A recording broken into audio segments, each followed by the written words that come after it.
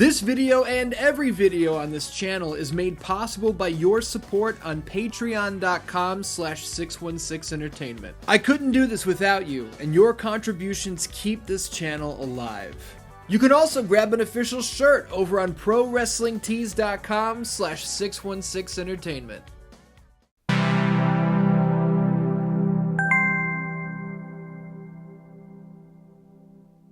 2005's God of War told a tale of revenge.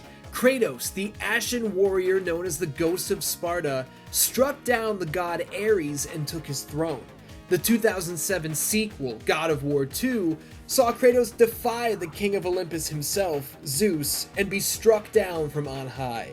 He'd form an alliance with the banished Titans, and through the manipulation of the threads of time, would reignite the flames of the Great War, setting the scene for the ultimate climactic finale. 2010's God of War 3 promised to deliver an experience unlike any other, and for the first time, this illustrious franchise would leap onto the next generation of hardware. But much like the battle awaiting Kratos in Olympus, the development of this project would be no simple undertaking. Could God of War blast a walk-off grand slam in its third and final outing? At the time. Or would Kratos in the God of War legacy strike out swinging, choking when it mattered most? Only time would tell. What's up, Dan-Dans? My name is Ian. Thank you very much for joining me here today for the history of God of War Part 3, The End of Vengeance. We have an unruly amount to talk about here today. Goodness gracious, I feel like I'm the one who opened Pandora's box. And let me head this off real fast. No, I did not skip God of War Chains of Olympus, which technically released between God of War 2 and God of War 3. We're going to cover that next time out. Stick around and all will be revealed. You understand? But let's not waste any time. No goofing around, no dilly-dallying. The history of God of War Part 3, The End of Vengeance. Let's get to it. I've opened the first two parts of the history of God of War, setting the table, covering the development and the behind-the-scenes details before eventually leaping into the storyline. Not today. I have no other option than to kick things off with a bang, and what better way to do it than to talk about these graphics, man. Sony's latest console had been on store shelves for nearly 4 years by the time Kratos finally made his big PS3 debut. Games like Uncharted, Drake's Fortune, Metal Gear Solid 4, Guns of the Patriots, and Ratchet & Clank Future, Tools of Destruction, had taken visuals to a whole new level. These games are gorgeous. There's no debate to be had on the subject. So you can imagine the pressure Sony Santa Monica were under to try and not only meet, but exceed expectations. When I played God of War 3 for the first time in 2010, it was clear no game I had ever played could stand up to this. I remember shouting down the hallway to my brother, "Dude, you have to come see this. This is the best looking game I've ever seen in my life." I'll never forget him walking in during the opening Poseidon battle and going, "Holy shit."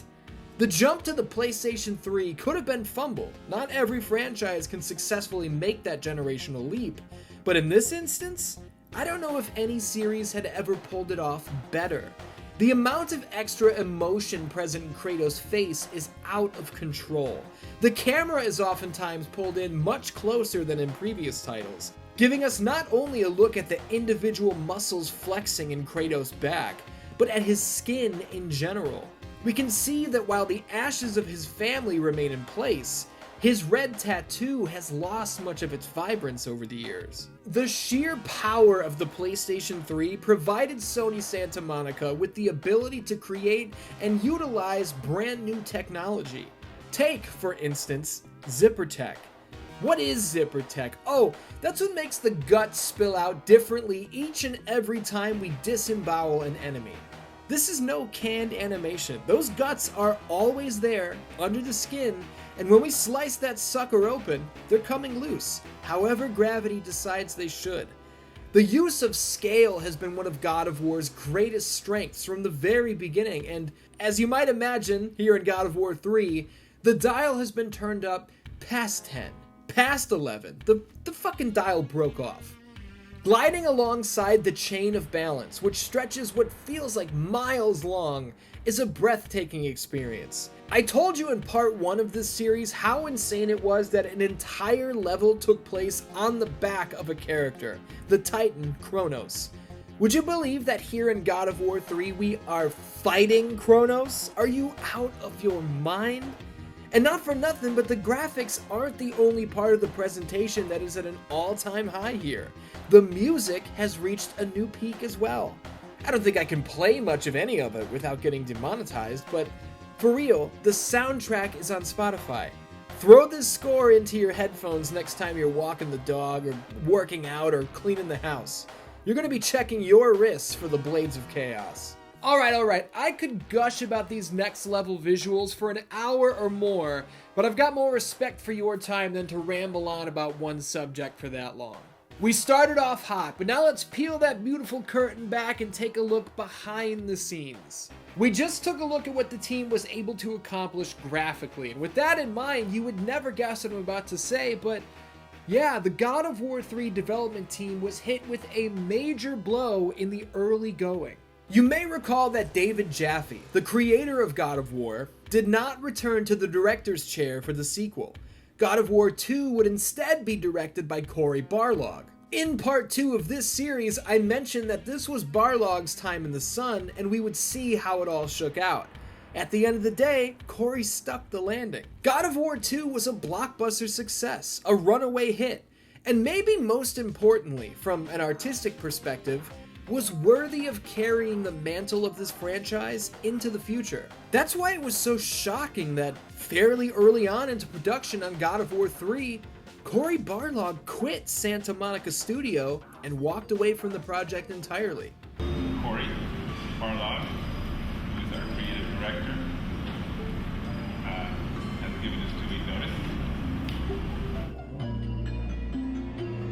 Next Friday will be my last day at Sony Santa Monica.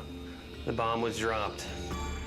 The team was left without a leader, the game without a director, and the future of the series without a vision. Barlog would later tell Level Up that while he could see God of War continuing to be extremely successful, he didn't want to wind up being the God of War guy, going as far as to say he didn't want to direct God of War 4, 5, 6, the expansion pack, God of War, the role-playing kart racing game, and it would take some time for any details to emerge, but after leaving Sony Santa Monica, Barlog wound up teaming with film director George Miller.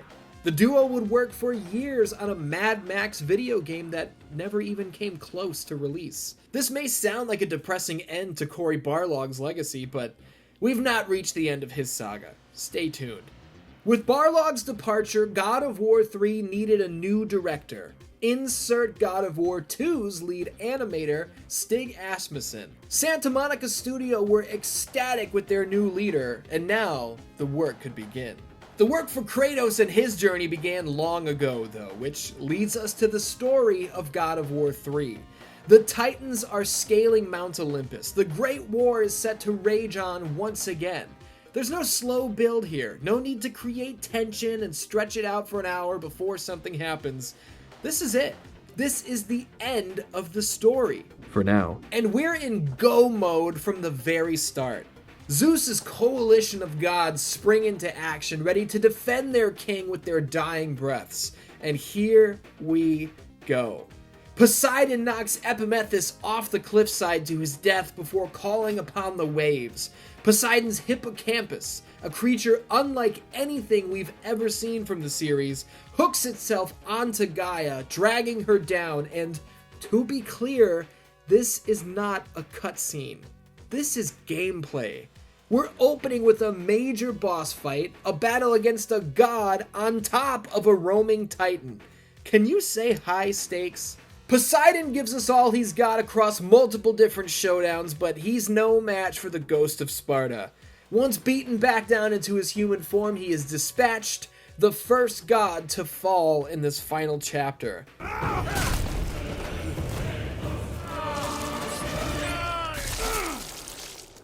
The death of the ocean god causes the waters to rise, flooding the lands as far as the eye can see. This is what Athena was warning Kratos about at the end of God of War 2.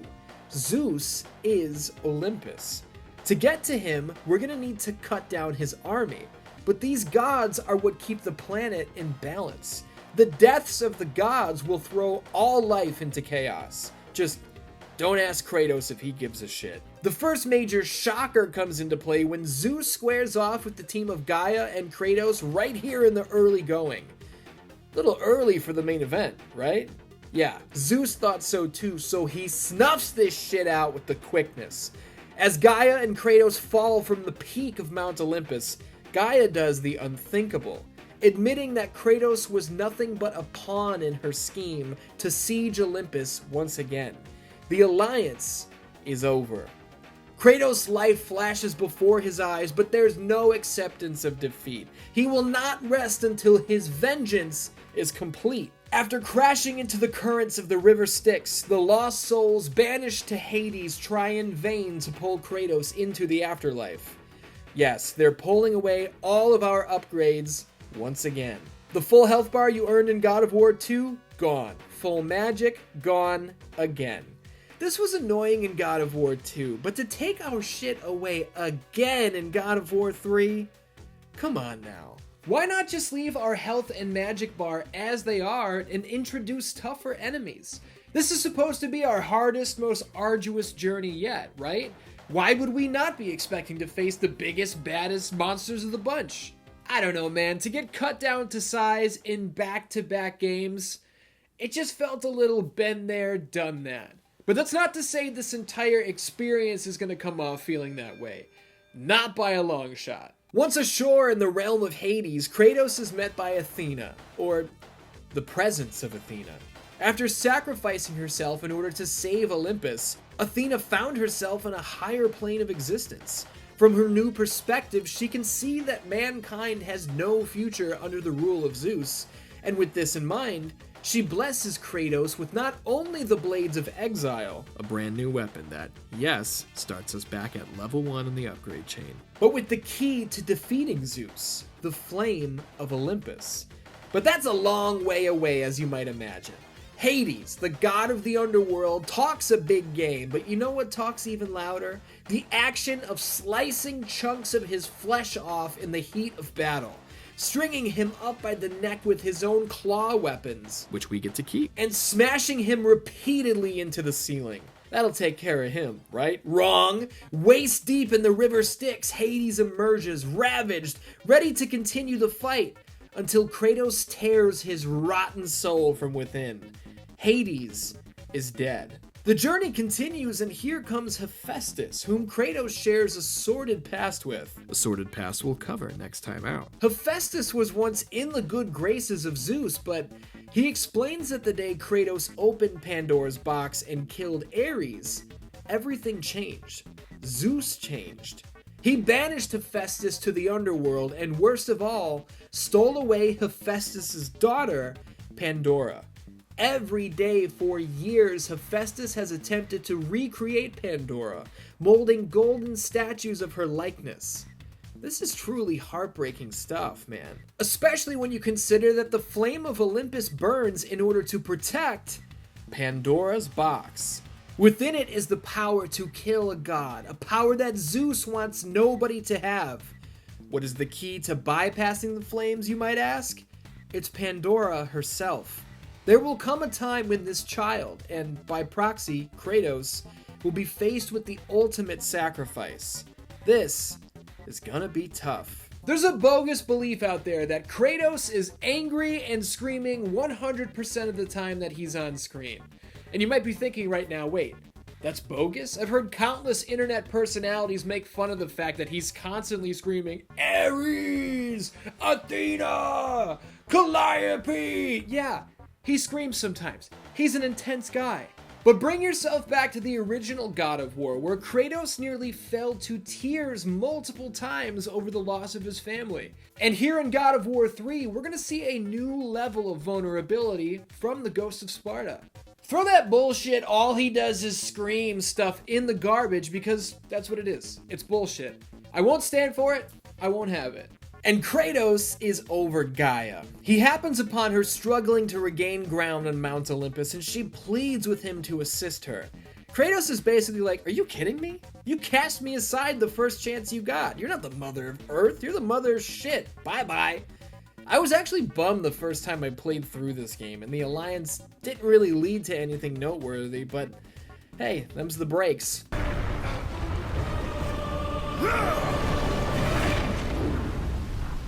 All's fair in love and godly warfare. Speaking of, look at this boy Helios, the god of the sun, battling it out with the titan Perseus. You know what has to happen here. They've both gotta go. After blasting Helios out of the sky, he begs for his life and attempts to dissuade Kratos from continuing his mission. In return, Kratos tears his head clean off his body.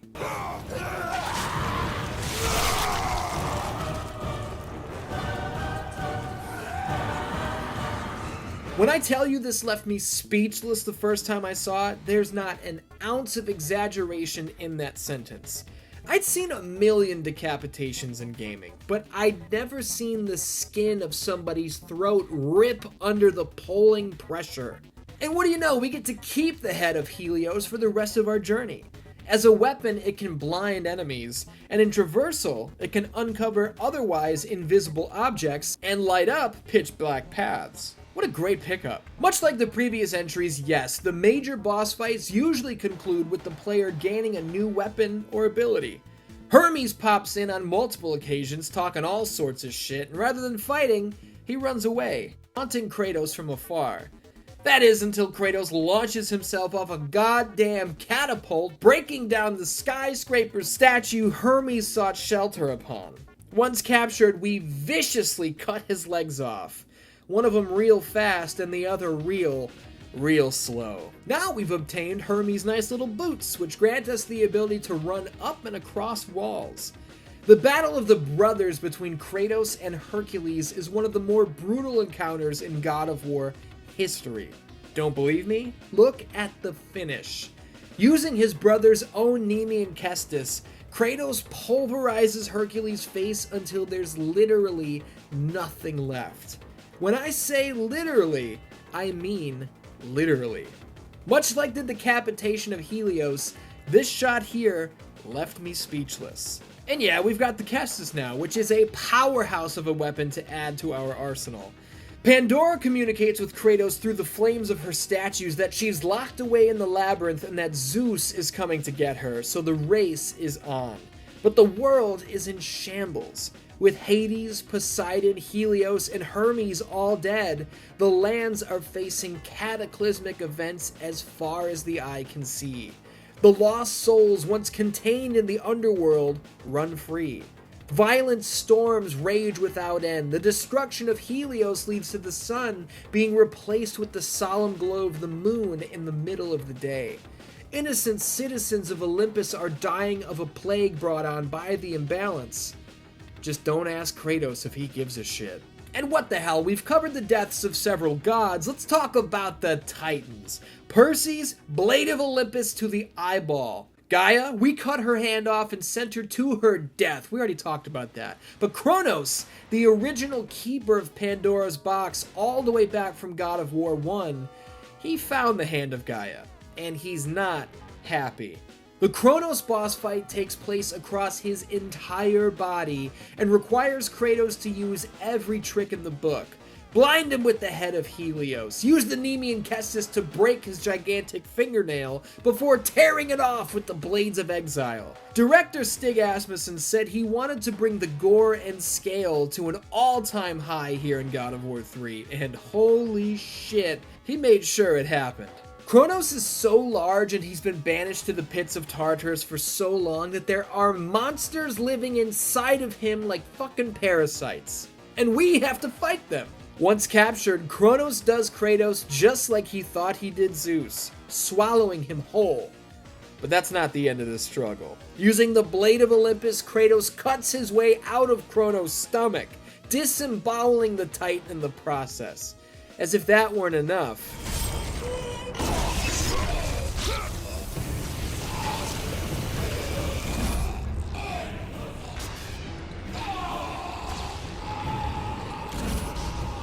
good God, man.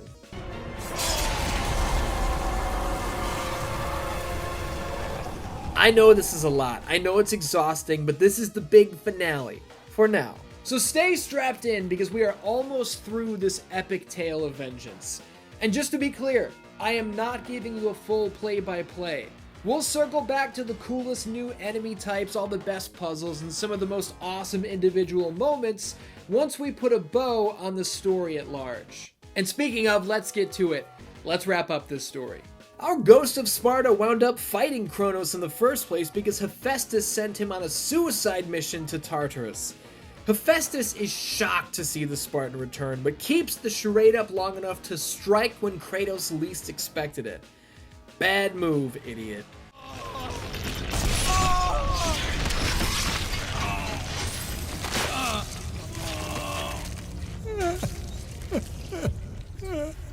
My beautiful Pandora. With his dying breaths, Hephaestus pleads with Pandora for forgiveness.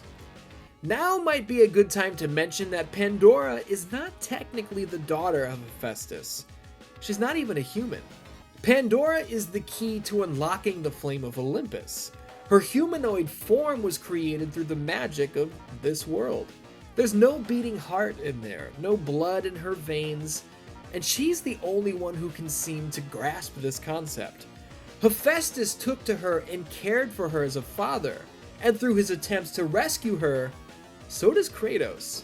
Keep in mind, Kratos once had a daughter of his own. His entire quest for revenge began when he was blinded into killing his own wife and child. So being faced with the task of leading another little girl to her death, he's struggling. I mentioned earlier that God of War 3 would continue to present the softer side of Kratos, and here it is, on full display. Kratos conquers the winding labyrinth and reaches Pandora, who informs Kratos that she could hear the words of the gods, and she could feel the fear in their voices when they spoke of the Ashen Warrior. She said that as fear consumed the gods, her fear was stripped away and replaced with hope. And hope found her in the shape of Kratos. This is good stuff. When the duo reach the flames of Olympus, Kratos stops Pandora from sacrificing herself. She's literally pulling away from him, saying, "This is my purpose, this is what I'm meant to do." But he can't let go. The thought of another child dying for his deeds is too much to bear. And that's when Zeus shows up. The king of the gods casts Pandora aside like trash, and oh no, you have fucked up now, pal. In God of War 2, the bell finally rang on Kratos versus Zeus, but we ended with no resolution. Somebody ring that bell for the last time, man. Kratos versus Zeus 2. Here we go. The battle is fought across multiple stages. We begin on a 2D plane, which is the first of its kind in God of War, and it's awesome. As the chamber of the flame crumbles, Pandora's life once again hangs in the balance. She pleads with Kratos to let her go, and amidst a verbal barrage from Zeus, he does. Pandora is vaporized immediately, but so too are the flames of Olympus. With the box no longer guarded, Kratos opens it, seeking the power to kill a god once again, only to find that Pandora's box was empty. Zeus cuts a promo about how once again, after all his work, Kratos has failed again. Zeus looks out at the lands he once called home, the lands he ruled over for centuries, the lands that now lay in ruin. The battle between father and son continues until Gaia returns. She claims she never wanted Kratos to die, and that the war between Kratos and Zeus has destroyed the world she loved. So she attempts to kill them both by crushing the very platform they battled upon. Kratos and Zeus dive into the open wound in Gaia's chest, the wound she suffered in the Poseidon fight that kicked us off. Kratos and Zeus go to war again inside of Gaia, siphoning her very life straight from her titanic heart. When it's all said and done, Kratos plunges the blade of Olympus through the heart of Zeus and into the heart of Gaia, crumbling the Mother of Earth to dust. In the wreckage, Kratos retrieves the blade of Olympus from the corpse of his father, who isn't dead yet, bitch. Bam! As Zeus chokes the life out of Kratos, the light fades, until there is only darkness. This, right here, is the greatest moment in the series up to this point. In the lands between, Kratos is confronted by his greatest failures, forced to relive his worst nightmares. But in this land, he is reunited with Pandora, who reminds him of the hope she felt when she knew he was coming. Here in the lands between, Kratos embraces the departed souls of his wife and daughter. He makes peace with Athena. After trekking through the darkness, Kratos follows the light until it leads him to Pandora's box. And this one is not empty. Awoken by the light, Kratos springs into action, thrashing Zeus, this time in first person because every step of this multi-tiered fight is handled differently. How fucking cool is that? And now it really comes to an end. The prompt to mash the circle button appears, and I swear to you, I pressed this button far beyond the point of the screen being completely coated in blood. I took everything out on this Olympic piece of shit. Kratos' pain became my pain, and in that moment, I lost myself in the finality of this adventure. The death of Zeus leaves Olympus with nothing but chaos. With the path cleared for a total reset, Athena appears. She pleads with Kratos to relinquish the power he gained from Pandora's box, a power that Kratos claims is non-existent. But this is where the clarity comes in. The opening of Pandora's box in God of War 1 released the evils of the Great War. Remember when Hephaestus claimed that Zeus changed the day Ares was killed? That's the day Kratos opened the box. The evils infected the gods and kickstarted Zeus's mission to eliminate Kratos, as his paranoia that Kratos would attempt to overthrow him was a direct result of the infection. But the evils of the Great War weren't the only thing hidden in the box. Athena placed something else inside. Hope. The box Kratos opened in the lands between wasn't filled with evil. It was filled with hope. This mission of revenge, this quest for ultimate vengeance, comes to an end with the ideal of forgiveness and the power of hope. Don't talk to me about how God of War is just some hyper-masculine, blood-soaked fantasy. I mean, it definitely is that, and that's awesome, but it's not just that, and the end of this story proves it. Athena pleads with Kratos to give her the power so that she can begin a new era of Olympus. Without the power, she cannot rule. Olympus will never again regain its former glory. Just don't ask Kratos if he gives a shit. The Spartan kills himself by plunging the blade of Olympus into his own chest. The power of hope isn't given to Athena. It is released to all of mankind to rebuild and start a new era on their own accord. Watching Kratos bleed out as the camera pulls away is super emotional. Hearing him take his final breaths after all we've been through with him is a tough thing to experience. As the light fades from his eyes, it fades from the screen as well. The story is over. Holy shit. Holy shit. I want to say that God of War 3 is probably the best of the original trilogy. I want to say that. And maybe if we're boiling it down to a game by game by game sort of experience, it is. But I think it's important to factor in that maybe one of the things that makes the events of God of War 3 so heavy, so emotionally impactful, is what we've been through across God of War and God of War 2. We can't always talk about the moment-to-moment gameplay, right? We have to slow down and tell these stories the way they deserve to be told. Can you imagine if I crammed the events of God of War 1, 2, and 3 into like 25 minutes? Are you insane? That would not only be doing a major disservice to these fine pieces of art, but to you as a viewer. And I don't intend to do that to you. So, we did it. We told the stories. Now we can focus on the moment-to-moment gameplay and all those awesome moments that didn't quite fit in as we were trying to get from point A to point B. You like that? You like how I did that? How I set it up there? Cool shit, rapid fire. Come on, let's fucking go. I love that in the early goings atop the mountain, we can see the remains of Ares encased in the icy foundation of Mount Olympus. goosebumps. I adore the fact that earning the platinum trophy doesn't hit you with a "congrats on the platinum." The description of the trophy actually contained a link. A link that, once followed, leads to the reveal of God of War, Ghost of Sparta, coming soon to the PSP, and coming soon to the history of God of War. Gore was a major focus here. Stig Asmussen wanted to top both prior mainline entries in the series, and hey, try and tell me it has ever been more gruesome to rip a Cyclops eyeball out of his skull. The monster roster expands as well. Check out these big, hammer-carrying stone statues that spring to life. Beating them with the Nemean Kestis causes them to heat up. Seeing their surface gradually rise from red to white hot is satisfying on a level I can't even describe. How about the Chimera? This lion, horned goat, snake, scorpion monstrosity has to be taken down in phases, and jamming its horn through its eye socket.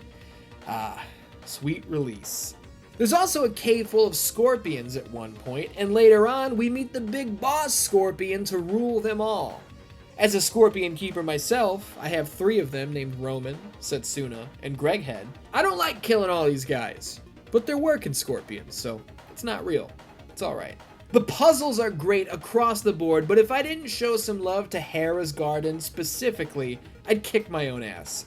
This optical illusion, perspective bending puzzle is a high point of the series. This whole section of the game is inspired by the works of MC Escher, and if you think I didn't pop for that, you're out of your mind. We've spoken at length about the gnarly, callous acts of the Ghost of Sparta, but hold up.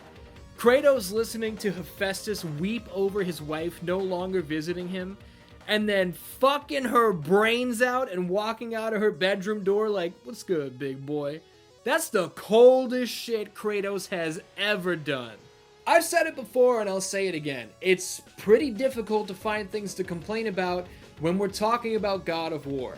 I did mention earlier that losing our powers and abilities in back-to-back games maybe felt a little old and stale, but I do have one more for you here today, and this isn't a complaint as much as it is a "what were you thinking?" One of the many puzzles Kratos comes across on his journey to the Flame of Olympus is this one right here. I call it the Guitar Hero puzzle. It's fine to include a rhythm-based minigame in your title, no problem. But can anyone explain to me why the sacred symbols of the PlayStation controller are present in this world? Was there no other way to convey this to the player in a way that would make sense to Kratos as well? It's also a little goofy that the song Kratos plays on these huge strings is the God of War theme song. So this isn't just a score in the video game that we're playing. This means that this is an actual song in this world. This whole section was fucking goofy, and I'd love to ask Stig Asmussen what the hell he was thinking including it in the game. The fact that God of War 1, 2, and 3 were all directed by different people is amazing. It's not only amazing because they all play tremendously as individual titles, but they all come together perfectly as a trilogy. It's worth noting that Stig Asmussen did not have a full layout of what the story of God of War 3 was going to be when he took over as director. Cory Barlog and David Jaffe have gone on the record multiple times explaining how they would have closed the saga, how they would have put a bow on this tale at large, and it goes without saying they differ wildly than Stig's ending where Kratos took his own life and released the power of hope into the world. God of War 2 director Cory Barlog's vision saw Athena gaining the power at the end of the story and reigning over a new vision of Olympus. She would have used Kratos as her earthly vessel to do her bidding, but not in an unsavory, "okay, I'm done with you now" way like Gaia, but in a "thank you for your service" type of way. Athena's sacrifice at the end of God of War 2 and her rise to another plane of existence would have come from her being the only god who gave herself to the cause and committed a selfless sacrifice for the greater good. Obviously, this ending is a bit more uplifting than Stig Asmussen's. But good lord, are you ready for Jaffe's ending? David Jaffe's God of War 3 saw Kratos killing Zeus in the opening 15 minutes of the game. Olympus, having no ruler, would have created a vacuum in time and space. The gods of other lands, the Egyptians, the Norse gods like Thor, would have rushed into Olympus looking to claim it as their own. Kratos would strike down Thor and claim Mjolnir as his own. The Great Sphinx of Giza would be revealed not as a man-made structure at all, but as a living creature, a monster that Kratos turned to stone using the head of Medusa. The gods of these other worlds would all turn to battle with each other, ignoring their people, and that's when Kratos would come to the realization that the only real way to kill a god is to stop believing in them. As the gods turned a blind eye to mankind, mankind would do the same to the gods, stripping them of their power. After all of these other gods were eliminated, the player would take control of Kratos, and through the motion controls of the PlayStation 3, would help Kratos say goodbye, if you know what I mean. It's hard to believe this plan ever would have been put into production because this is about as dark as it gets, but that's where David Jaffe wanted to take it. And I didn't even get to the real kicker. Once Kratos was officially dead and gone, the blades of chaos were to be melted down and molded into a scythe. Now, which legendary character do we know carried around a scythe? That's right, Death himself. And who do you think it was underneath that hood carrying that scythe? You're goddamn right. Speaking of stingers and reveals and post-credit scenes, though, I should mention that the last image we see in God of War 3 isn't of the corpse of Kratos. Kratos is gone, and our final image is of a blood trail leading away into the sea. God of War 3 was the first entry in the series that I kept up with on the lead up to release. This one didn't catch my eye on store shelves. I wasn't surprised to see it. I was counting down the days. I remember watching Sony's E3 2009 showcase where God of War 3 main evented the press conference. The live demo played in front of the raucous crowd had me hyped as if I were in the audience. It had me hyped as if I were holding the controller myself. When the game finally released, it somehow exceeded expectations in every regard. God of War 3 outsold God of War 2 by a wide margin, despite the fact that God of War 2 was released on a platform with an install base of over 150 million users. Critically, you know what happened. It was dynamite across the board. I don't know how Sony Santa Monica kept doing it, but they did. Stig Asmussen set out to make God of War 3 a generation-defining experience. And I'll be goddamned if that's not what this team pulled off. The finale of the original trilogy is the best one yet. Getting my hands on God of War 3 for the first time and experiencing the end of Vengeance is one of those moments I've kept hold of. I don't think I could forget it if I tried. Certain experiences are like a tattoo on your heart, you know? The sting of getting the tattoo and forming the memory is sharp. But it's not the sting that lasts. What lasts is the story itself. The vision of that time and place, emblazoned in your mind's eye forevermore. Whether you just had fun with the rage and blood-soaked vengeance part of the story, or truly identified with the ability to find and harness the power of hope, everyone's journey is their own. I know mine was important, and I am very grateful to have experienced it. Wow, man, the history of God of War Part 3, The End of Vengeance, is over. But just because this original trilogy has come to an end doesn't mean that this video series has. The history of God of War Part 4, The Origins of Kratos, premieres September 16th, 2022, right here on YouTube. We'll be diving deep into all three prequels, the PSP exclusive Chains of Olympus and Ghosts of Sparta, as well as 2013's PS3 title, God of War Ascension. Thank you so much for joining me here today, and look, if you like this video and you want to support my work, you can do so at patreon.com/616entertainment. When I say videos like this are possible because of people like you, I mean that literally. I appreciate you a great deal. You have no idea. Until next time, I love ya, and I will see you soon.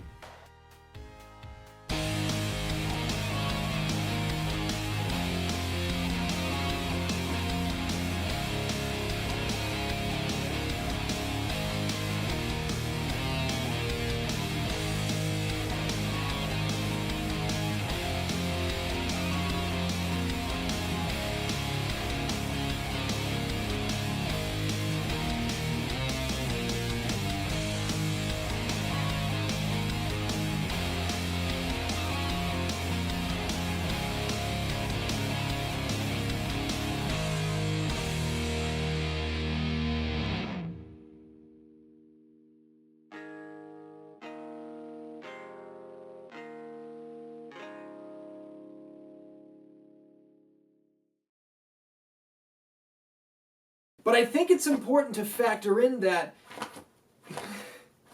It's important to factor in that Patch is trying to dig a hole in the floor. Hey, buddy. Patch. Hey! Do you mind if I finish this? And then you can dig? I just got a couple lines to get through here. Is that okay? Do you mind? Thank you, buddy.